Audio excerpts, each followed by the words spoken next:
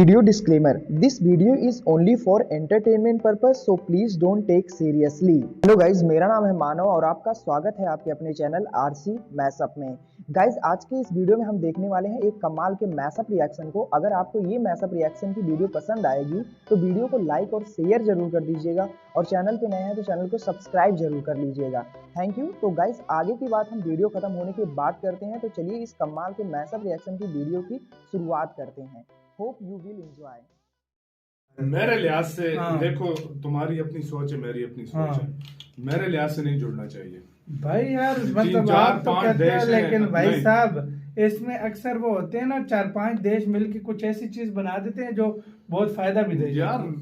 वो बात ठीक है, लेकिन इसमें एक बात और भी है ना कि इंडिया अपने वो क्या कहते हैं, ड्रोन के ऊपर और एमका के ऊपर और काफी सारे जहाजों पर काम ऑलरेडी कर रहा है। हो सकता है इंडिया शामिल हो जाए, वैसे बस शामिल हो जाए। एक हो सकता है। इस टाइम भारत को जितने हथियारों की हो उतने भारत के लिए काम है भाई। वो तो काम है। और दूसरी बात ये कि सफरान के साथ भाई डील हो गई है और मैं बता दिया। मैं दरअसल खुद चाहता हूँ कि यूरोप जैसे इन कंट्रीज हैं, इंडिया का इन्फ्लुएंस बहुत ज्यादा बड़े इसमें होना चाहिए और वो तब वो नजदीक भी डील होती हुई दिखाई दे सकती है। इसके अलावा दूसरी खबर इटली से निकलकर सामने आ रही है। अनमैन्ड एयरक्राफ्ट के लिए वह चाहता है भारत की एक्सपर्टीज का फायदा उठाया जाए और साथ में मिलकर ये प्रोजेक्ट बनाया जाए जिसमें इटली के अलावा फ्रांस, स्पेन जैसे देश भी शामिल है। दोनों खबर काफी इंटरेस्टिंग है, इसीलिए वीडियो को अंत तक जरूर देखिएगा। साथ ही चैनल पर पहली बार आए हैं तो नीचे दिए गए सब्सक्राइब बटन को प्रेस कर बेल आइकन को दबा लें, जिससे हमारी आने वाली डेली ऐसी वीडियो आप तक सबसे पहले पहुंच सके। तो चलिए शुरू करते हैं इस वीडियो को। फ्रांस की दिग्गज एरोस्पेस कंपनी सैफरन के एक्सपर्ट से खबर आई है कि भारत के एमका प्रोग्राम के लिए डीआरडीओ के गैस टरबाइन रिसर्च एस्टेब्लिशमेंट के साथ इंजन बनाने पर बातचीत फाइनल हो गई है। एयरक्राफ्ट के लिए इंजन को डेवलप किया जाएगा जो कि 110 किलो न्यूटन थ्रस्ट का इंजन होगा। कंपनी ने जानकारी दी है कि फ्रांस के राफेल विमान में लगे M88 इंजन से ये बिल्कुल अलग होगा। सूत्रों ने कहा है कि M88 इंजन के किसी भी फीचर को इस इंजन में नहीं लगाया जाएगा। ये पूरी तरह से एडवांस होगा। इस इंजन को भारत के 5th जनरेशन के फाइटर जेट प्रोग्राम की चुनौतियों और विशेषताओं के हिसाब से बनाया जाएगा। इंजन में सभी एडवांस तकनीक का इस्तेमाल होगा और ऐसी तकनीक लगाई जाएगी जो भारत के 5th जनरेशन के साथ साथ 6th जनरेशन के विमान में भी फिट हो सके। Advance material, propulsion, efficiency, engine control system इसमें फिट होंगे, जिससे ये इंजन बेस्ट प्रदर्शन करने में कामयाब होगा। इसके साथ ही इस पार्टनरशिप में इंटेलेक्चुअल प्रॉपर्टी राइट्स भारत के पास ही रहेंगे, यानी कि इंजन पूरी तरीके से मेड इन इंडिया होगा। कंपनी के सूत्रों ने जानकारी दी है कि डिफेंस सेक्टर में भारत के आत्मनिर्भर प्रोजेक्ट के तहत इस पार्टनरशिप को फाइनल किया गया है।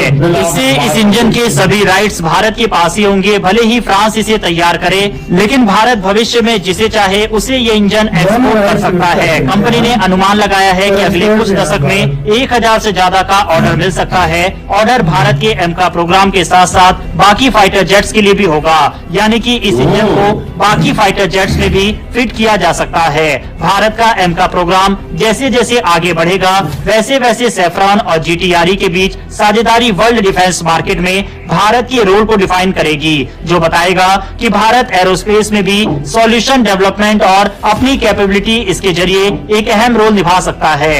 वहीं जब भारतीय प्रधानमंत्री नरेंद्र मोदी अगले महीने फ्रांस दौरे पर जाएंगे, उस दौरान ये डील साइन होगी। इसके अलावा दूसरी खबर भी वर्ल्ड डिफेंस पार्टनरशिप से जुड़ी हुई है। दरअसल इटली, जर्मनी, फ्रांस, स्पेन मिलकर एक फाइटर जेट बनाने पर काम कर रहे हैं। इसी में अपडेट है कि अब इटली चाहता है कि भारत भी इस पार्टनरशिप का हिस्सा बने और अपनी एक्सपर्टीज को सभी देशों के साथ शेयर करके इस प्रोग्राम में शामिल हो। प्रोग्राम की बात करें तो इसका उद्देश्य मीडियम एल्टीट्यूड और लॉन्ग एंडुरेंस के अनमैन्ड फाइटर जेट को तैयार करना है। इस हवाई सिस्टम के जरिए खुफिया मिशन और निगरानी के साथ साथ अपने टारगेट अचीवमेंट और रिकॉनेसेंस मिशन में इसका उपयोग होगा, तभी इसका नाम ISTR है। इसके अलावा इसका इस्तेमाल नागरिकों के लिए भी किया जाएगा।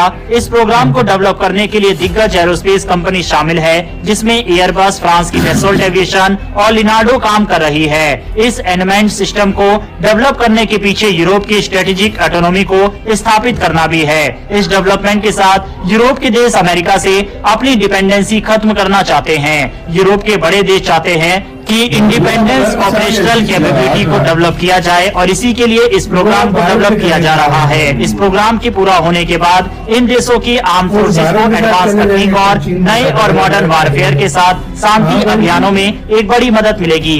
सबसे बड़ी बात यह है कि इसके डेवलपमेंट के बाद इसे उड़ाने के लिए किसी भी व्यक्ति की जरूरत नहीं पड़ेगी। इस हिसाब से इसे डिजाइन किया जा रहा है। इसका मतलब सेना और अनमैन्ड जेट दोनों अपने मिशन को पूरा कर सकते हैं।